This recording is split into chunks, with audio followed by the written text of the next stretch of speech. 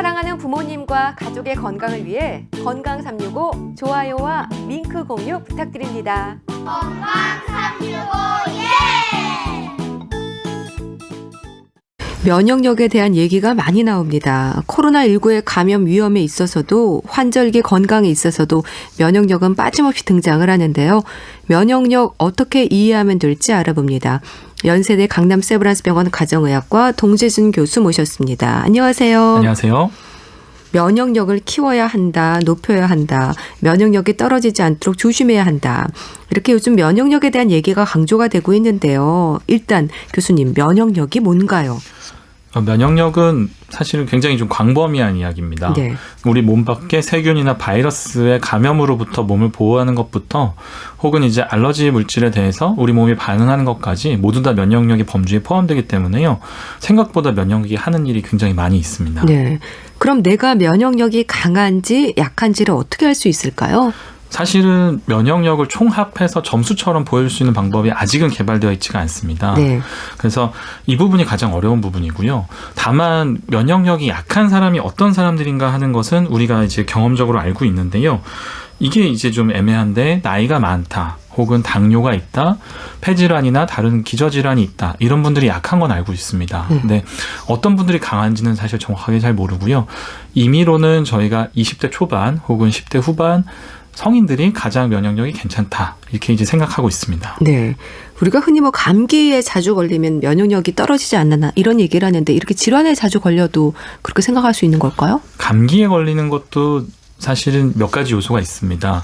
주변에 환자가 많이 있으면 아무리 면역력이 높아도 걸리기 마련이고요. 실제로 집에서 제일 건강하고 아플 것 같지 않은 사람도 감기 걸려서 이제 콜록콜록 하는 거 보셨을 거예요. 그래서 감기 걸리는 건 특별히 이제 주변 노출, 그리고 본인의 면역력, 그리고 그때 상황에 따라서 또 다를 수 있기 때문에 네. 감기에 걸린다 안 걸린다 가지고는 조금 파악하기는 어렵고요. 평상시 그냥 객관적인 주변 사람들 평가나 본인이 느낄 때 주관적인 건강하다는 느낌이 아마도 더 정확하다 생각하시면 될 것 같습니다. 네. 이 면역이라는 게 우리 몸에서 기본적으로는 갖추고 있는 거죠? 네, 실제로 우리 몸의 내재 면역, 이제 인네이트 이뮤니티라고 부르는 것들은 피부가 완벽하게 몸을 덮고 있고 입안에 구강 내 상처가 없고 그리고 추위에 제대로 반응할 수 있는 반응, 이런 것들까지를 다 면역으로 포함하고 있기 때문에 면역이 0이다 이런 분은 절대 안 계시고요. 네. 실제 우리 입에 침이 나오고 있는 것도 입안을 항상 촉촉하게 유지해서 침 안에 있는 면역 글로불린 성분이 활동할 수 있게 해주는 역할이 있습니다. 그래서 네. 이런 것들까지 다 면역에 포함이 되고 있습니다. 근데 타고나기를 면역력이 강한 사람이 있는 건가요? 유전자에 대한 관심도 높습니다. 네, 사실 이게 가장 어려운 부분인 것 같습니다. 어떤 사람은 정말 뭐 감기 한 번 안 걸리고 예. 뭐 몇 년씩 잘 지나가고 맞아요. 예, 뭐 가족들이 아픈데 간병 다 하고 본인은 안 걸리고 이런 분들이 계세요. 그래서 누군가는 강한 사람이 있다라고 생각을 하고 있고요. 또 실제로 아토피 같은 다른 면역 관련 질환들도 더 쉽게 걸린 사람이 있다라고 생각을 하고 있습니다. 네. 그러나 면역에 의해서 100% 결정되는 건 아니기 때문에 난 타고난 게 좀 약한 것 같다 하셔도 너무 실망하실 필요는 없을 것 같습니다. 네. 코로나19도 면역력이 강한 사람은 감기처럼 지나간다고 하잖아요. 세균이나 바이러스가 들어온다고 해도 똑같은 반응을 보이는 건 아닌가 봐요. 맞습니다. 실제 코로나19 같은 경우도 뭐 복통을 호소하시는 경우도 있을 정도로 증상이 좀 다양한 편이세요. 네. 그래서 실제로는 사람들마다 좀 다르게 나타나서 진단이 좀 어려운 면이 있고요. 사실 코로나19 같은 경우는 건강한 사람이 증상이 미약한 것이 또 하나 전파를 쉽게 하는 원인이 될 수 있습니다. 예. 그래서 이건 바이러스 자체로는 위험하지만 개인에게는 사실은 조금 난 안전하지 않나 안심할 수 있는 여지가 될 수 있을 것 같습니다. 네. 면역이라는 게 우리 몸을 지키는 방패와도 같다는 말을 합니다. 교수님, 이게 어떤 의미인가요? 네, 실제로 우리 몸이 면역력을 가지고 있는 이유는 바이러스 혹은 박테리아에 의해서 몸이 병에 들리지 않게 하는 게 이제 가장 주된 기능으로 이해하고 계실 거예요. 네. 실제로 우리 주변, 그러니까 옆에서 흔히 가까이서 쓰시는 스마트폰조차도 수많은 세균이 있고 우리가 식당이나 이런 곳에 갔을 때 손잡이나 이런 곳에도 수많은 세균이 있어서 매일매일 세균과 접촉을 하고 있습니다. 네. 그럼에도 불구하고 우리가 병에 걸리지 않는 이유는 이 면역력이 항상 지켜주고 있기 때문인데요. 실제로 이런 방패 혹은 방어막 같은 역할을 하고 있습니다. 그래서 이걸 잘 유지하는 것이 더 건강한 삶을 살 수 있는 비결이 될 것 같습니다. 그런 면역력을 높이기 위해서는 체내 림프계 건강을 지켜야 한다는 지적이 있던데요. 이게 무슨 뜻인가요? 뭐 여러 가지 의미가 있을 것 같습니다. 림프는 특히 이제 우리 세포성 면역이라고 부르는 면역의 분류에 해당하는데요. 네. 실제로 우리 뭐 T세포, B세포 이런 얘기 많이 들어보셨을 거예요. 균들이 들어오면 우리 몸의 혈액 세포가 직접 이 균 혹은 바이러스를 공격해서 우리 몸을 질병으로부터 보호하는 기능입니다. 그래서 최근과 같은 이제 바이러스에 의한 감염병 사태에서 저희를 지킬 수 있는 것들로 림프계가 이제 관심을 많이 받고 있습니다. 근데 예. 이 부분에 대해서도 많은 연구가 있는데 아직은 뭐 그럼 어떻게 해야 되냐, 정답이 뭐냐 이렇게 하기가 좀 어려운 부분이 있습니다. 예. 그 림프계가 균을 막아주는 역할을 하는 건가요? 네, 실제로 균을 막아주기도 하고 바이러스에 의한 감염을 좀 줄여주거나 막아주기도 해서 굉장히 중요하고요. 실제 감염됐을 때 혹은 이제 병이 생겼을 때에도 별다른 합병증 없이 빨리 혹은 많은 고생하지 않고 쉽게 나을 수 있게 해주는 역할도 이 림프계가 하고 있기 때문에 아주 중요한 면역 체계라고 할 수 있겠습니다. 림프계도 림프절, 림프관으로 구분해서 설명이 되던데요. 그러니까 림프절과 림프관, 면역력을 키우는데 어떤 일을 하는 건지도 궁금합니다. 우리 림프에 의한 세포성 면역과 또 다르게 이 세포들이 자라나고 또 이 세포들이 순환하는 관이나 장소들을 이제 림프절, 림프관으로 이제 부르게 되는데요. 네.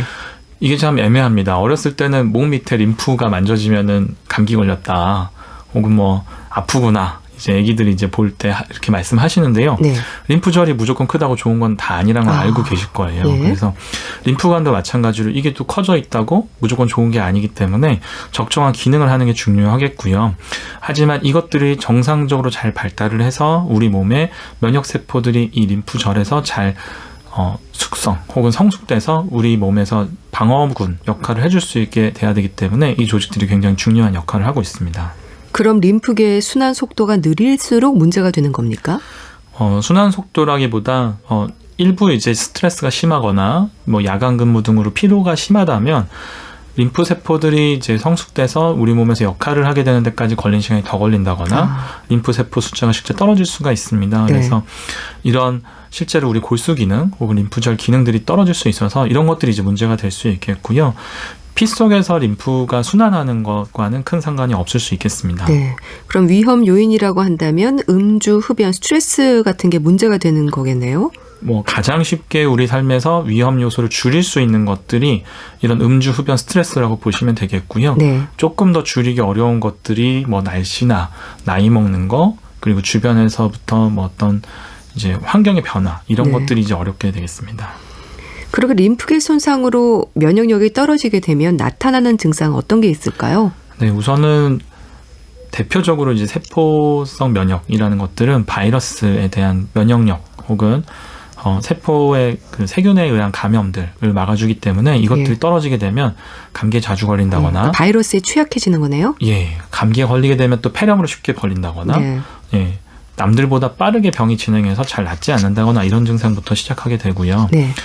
혹은 이제 암 같은 병들도 더 쉽게 걸릴 수가 있습니다. 그래서 예, 단순하게 감염도 중요하지만 암 같은 암성 질환에도 중요한 역할을 하고 있습니다. 네.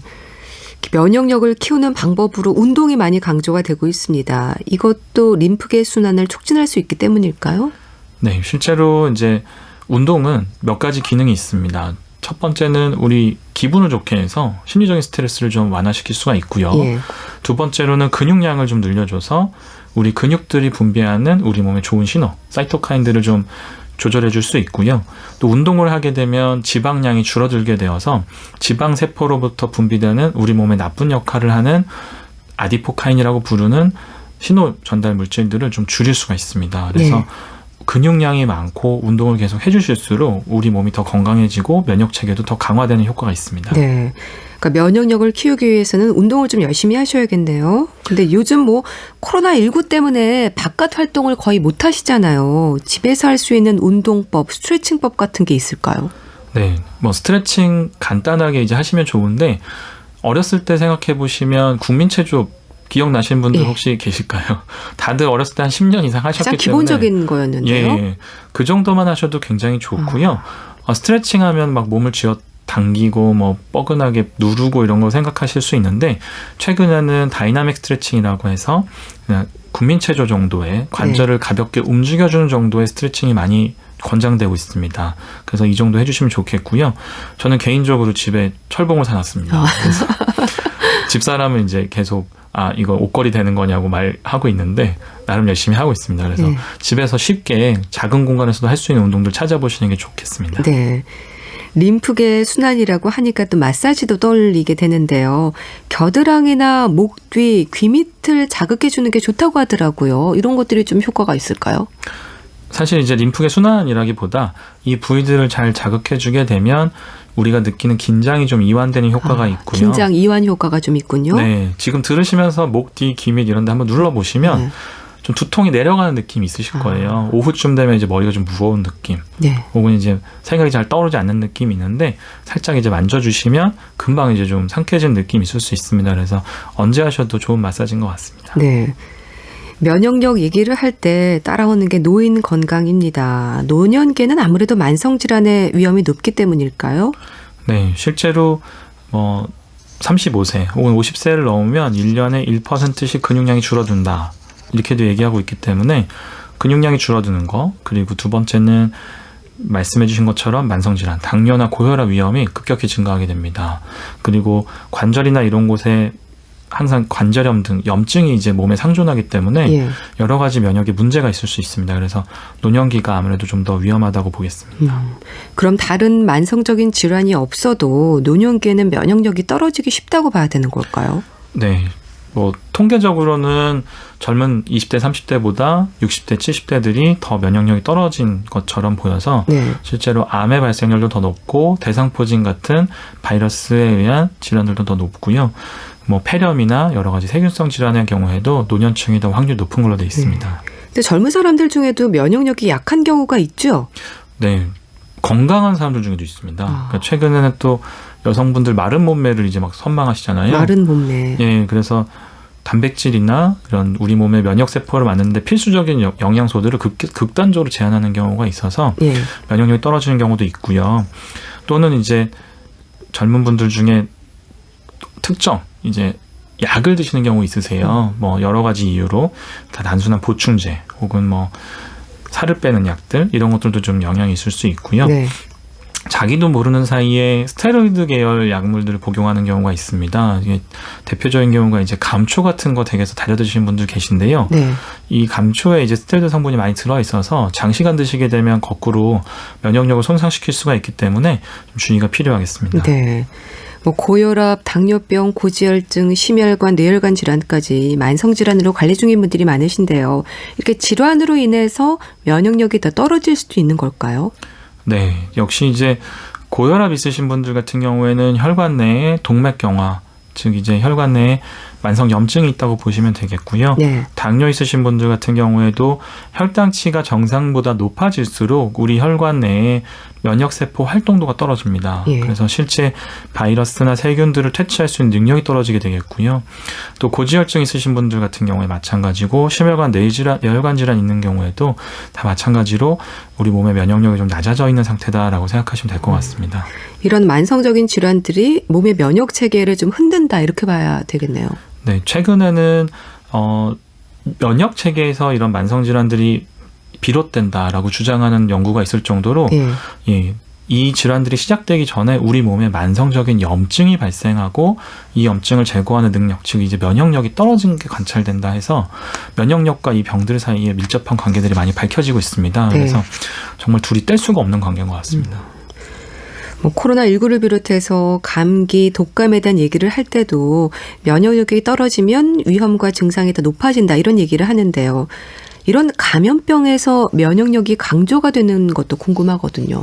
네, 실제로 우리 몸에 바이러스가 들어오게 되면 이 바이러스가 우리 몸의 세포를 감염시킨 이후에 자기 복제를 위해서 우리 몸의 세포를 이용하게 됩니다. 네. 근데 이 감염된 세포를 잘 인식해서 이 세포 자체를 잡아먹는 기능을 하는 면역세포부터 이것들을 바이러스가 감염된 세포를 인지하게 하는 면역세포까지 아주 다양한 면역체계를 우리 몸에 이미 가지고 있습니다. 네.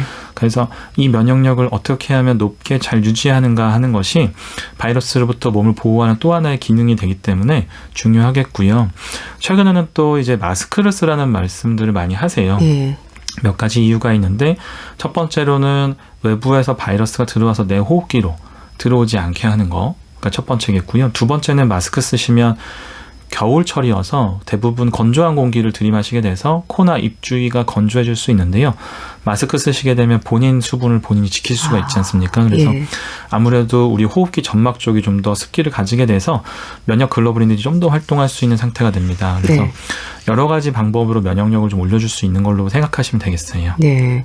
근데 면역력이라는 게 건강 상태에 따라서 좀 달라지는 건가요? 높았다, 낮았다 이렇게 변화가 되는 겁니까? 네. 실제로도 이제 피곤하시면 네. 몸에 두드러기 같은 거 나시는 분들 계실 거예요. 조그만 자극이 있어도 가렵다거나 야근할 때 이제 머리 긁는 분들 주변에 계실 겁니다. 근데 네. 이런 것들이 좀만 피곤하더라도 우리 몸의 면역 반응이 달라지는 걸 느끼시고 계신 거예요. 그래서 네. 실제로는 하루 이틀 사이에도 많이 차이가 있을 수 있습니다. 그렇군요. 생활 습관 같은 것도 중요하겠어요. 네, 그래서 가능하면 규칙적인 생활을 하시는 것이 더 좋겠고요. 식사도 비슷한 시간, 잠도 비슷한 시간에 주무시는 것이 더 좋겠습니다. 네. 그래서 또 만성질환으로 관리 중인 분들이라든지 노인, 임신부와 같은 면역력 저하가 우려되는 분들에게 감염질환 예방이 강조가 되는데 면역력을 좀 높일 수 있는 방법 어떤 게 있을까요? 가장 쉬운 건 이제 균형 잡힌 식사를 세 끼 같은 시간에 해주는 것이 가장 중요하겠고요. 균형 잡힌 식사. 네, 임산부 같은 분들이나 노인분들 같은 경우에 특히 이제 환절기, 봄이 되면 입맛이 떨어지신 경우 많으십니다. 네, 맞습니다. 네, 그리고 임산부 같은 경우는 꼭 봄이 아니더라도 이제 입덧 때문에 또 그러실 수가 있어서 식사를 잘 챙겨 하시는 것이 가장 중요하겠고요. 네. 두 번째는 지금 같은 때 또 밖에 나가서 햇빛을 쬐기도 좀 어려우시잖아요. 네. 근데 적정한 일광욕이 필요하겠고요. 적절한 일광욕이요. 네. 그래서 뭐 옷을 벗고 밖에 추운데 나가라는 말씀 드리는 게 아니고 햇빛을 쬐고 좀 산책 정도 하실 수 있으면 더 좋겠는데요. 네. 사람이 좀 없는 곳이면 더 좋을 것 같고요. 두 번째는 그렇게 생각하시면 되겠고 이거 더불어서 조금 운동 양을 늘려서 산책을 조금 더 순차게 해주시면 운동과 더불어서 일광욕이 될 수 있어서 좋을 것 같습니다. 네. 음식을 골고루 먹고 운동을 꾸준히 하고 또 적절한 양의 햇빛을 받으면서 스트레스 관리 잘하고 긍정적인 마음을 갖는 거 이런 것들을 많이 강조를 하시는데 이런 것들이 어떤 역할을 하는 건가요? 쉽게 생각하시면 면역력이 우리 몸의 많은 주변 상황 변화에 대해서 대처한다고 생각하시면 될 것 같아요. 예. 그래서 우리도 야근하면 힘든 것처럼 면역도 일을 많이 시키면 좀 힘들 수가 있지 않겠습니까? 그렇겠네요. 그래서 예, 음식을 굶어도 면역이 일을 많이 하게 되겠고 운동을 좀 잘 안 하고 가만히 앉아 있어도 면역이 더 일을 해야 되는데 그런 전체 일하는 양을 줄여서 병에 대응하는 일을 좀 할 수 있게 여력을 만들어준다 생각하시면 조금 더 이해가 쉬우실 것 같습니다. 예. 사실 요즘은 코로나19로 국민들의 스트레스 지수가 상당히 높거든요. 스트레스 관리도 관심을 가져야 하는 부분이지 않나 싶어요. 네, 뭐 인명은 제천이라고 예. 사실 뭐 사람의 일은 하늘에 달려있다 의사들이 이제 많이 이야기합니다. 그래서 최선을 다한 환자인데도 예상치 못한 결과가 있을 수 있는 걸 저희가 많이 보는데요. 실제로 우리도 최선을 다하는 데까지는 사람이 하지만 그 다음 일은 하늘에 있다 생각하고 조금 스트레스를 이완시킬 수 있는 것도 오히려 좀 더 면역력을 증가시켜서 더 좋은 대처가 되지 않나 싶습니다. 네. 수면에 대한 조언도 해주시면 될 것 같은데요. 잘 자야 한다고 하고 잘 자고 싶지만 쉽지 않거든요. 수면을 숙면으로 이어가는 방법 어떻게 하면 될까요? 사실 수면 위생이라는 말이 있을 정도로 이것도 이제 위생을 지키는 것처럼 규칙들이 있습니다. 그래서 수면 위생이요? 네, 뭐 잠자리에 들기 1시간 내에는 TV나 뭐 미디어를 접근하지 않는다. 혹은 뭐 잠들기 전 배가 고프다면 간단한 스낵으로 배를 채운다 하는 것처럼 네. 이제 간단한 수면 위생들이 있습니다. 그런 방법들을 쓰면 숙면으로 좀 이어질 수 있을까요? 네, 다 해도 안 된다면 그때 약을 쓰는 것이 가장 낫겠고요.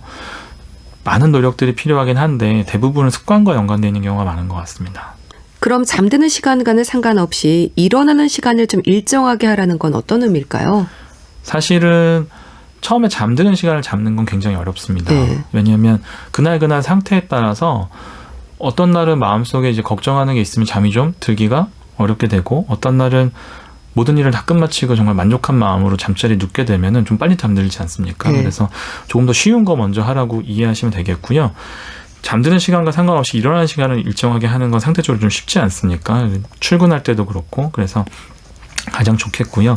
하지만 가능하다면 일정한 분량의 잠을 항상 똑같은 시간에 시작해서 똑같은 시간에 일어나는 것이 가장 건강하긴 합니다. 예.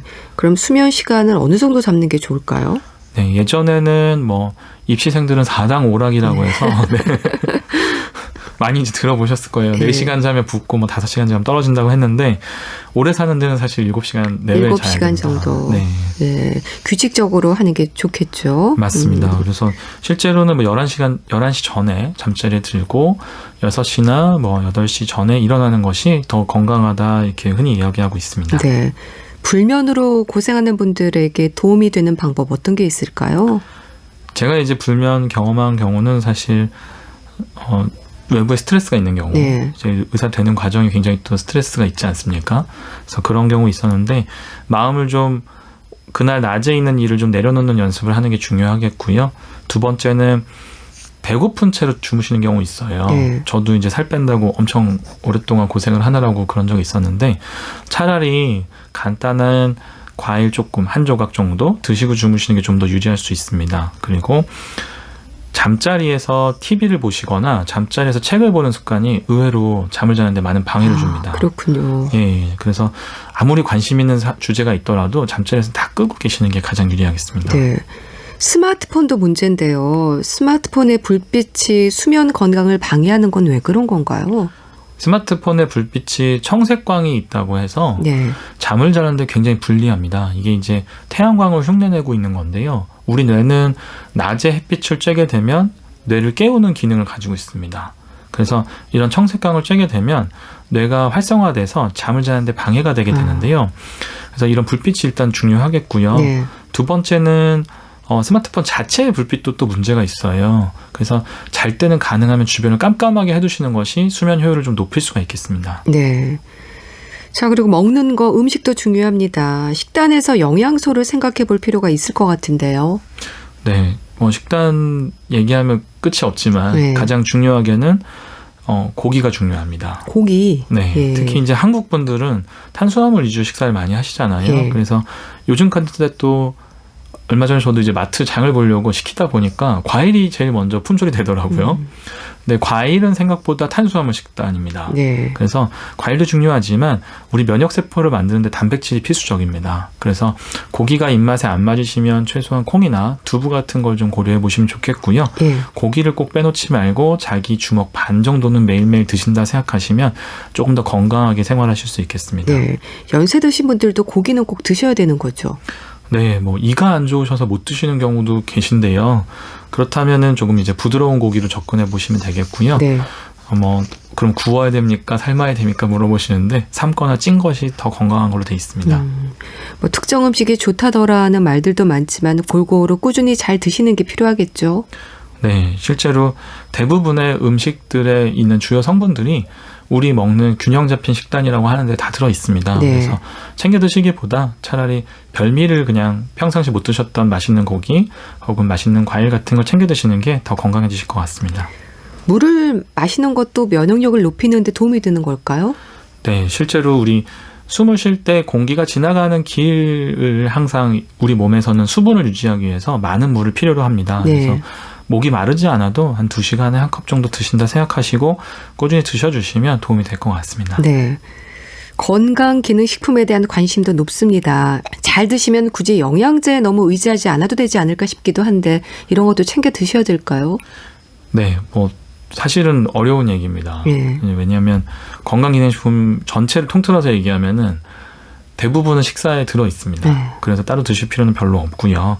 하지만 본인 식사에 따라서 부족한 게 있을 수는 있습니다. 그래서 그런 걸 찾아서 드셔야 되는데 사실 고르기가 어렵기 때문에 예. 식사를 좀 더 바꿔보시는 게 좀 더 쉽습니다. 예. 종합 비타민제 같은 걸 드시는 건 어떨까요? 네, 뭐 저도 하루에 한 알 정도 먹고 있습니다. 근데 주의하셔야 될 건 하루 권장량 100%를 넘어가는 비타민은 안 드시는 것이 유리하겠습니다. 네. 체온 관리는 어떨까요? 이것도 중요할 것 같은데요. 네, 실제로 아침에 춥고 낮에 덥거나 반대가 되거나 하는 일이 있을 수 있습니다. 그래서 이런 체온 관리가 중요하겠고요. 네. 우리 몸은 일정한 외부 기온에는 적응해서 우리 몸의 에너지 사용량을 좀 줄이고 면역 반응을 활발하게 할 수 있는 기능이 있습니다. 근데 너무 이렇게 실내는 따뜻하고 밖은 춥다거나 이런 식으로 자꾸 변화가 있게 되면 오히려 면역이 더 불리하기 때문에 일관성 있게 유지해 주시는 것이 더 좋겠습니다. 네. 요즘 다 같이 힘든 날들을 지나고 있습니다. 오늘 면역력에 대한 말씀을 들었는데요. 감염병을 이길 수 있는 노력 조언해 주신다면요. 네, 답답하실 수 있습니다. 맨날 밖에 나가면 안 된다. 예, 대중교통도 위험할 수 있다. 이렇게 얘기하는데 실제로 이제 활동을 좀 줄여주시는 것이 좋겠고요. 면역력을 활성화하는 방법에 대해서 여태 많이 말씀드렸는데 운동, 그리고 식사, 충분한 수면 3가지 지켜주시는 게 좋겠고 주변 상황이 아무리 좀 위태롭더라도 잠자리에 누울 때만이라도 마음을 좀 편안하게 하고 주무실 수 있다면 좀 더 건강하게 지낼 수 있을 것 같습니다. 네. 자, 건강정보 예스오근도 오늘은 면역력에 대해서 알아봤는데요. 연세대 강남 세브란스병원 가정의학과 동재준 교수와 함께했습니다. 감사합니다. 감사합니다.